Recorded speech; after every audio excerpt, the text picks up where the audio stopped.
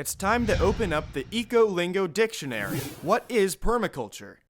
Yeah, so what is permaculture? Maybe you've heard that word before. Permaculture is sustainable design for human settlements based on ecological principles. You do things, using all organic materials. You use no pesticides in permaculture. You do ways of, I'd say, benefiting the ecosystem rather than, destroying some of the microorganisms that are under the soil, which is what conventional agriculture might do. So how is this garden designed? Sure, this garden was designed by students, first of all. We have an entire center section, which is our sunniest section, and that's where all our vegetables are being grown. We have our beets that are growing there with some squash. On the other side, we got some basil that's growing next to the Swiss chard.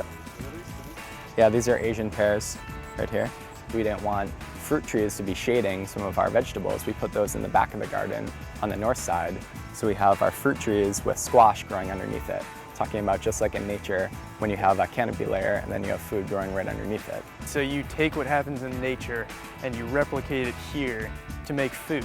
Yeah. So this isn't your usual dorm food fare. No, this is really good fresh food grown 15 feet right outside of the dining commons at UMass. Students are growing the food, they're harvesting it, and they're cooking it for their fellow students right here at the university.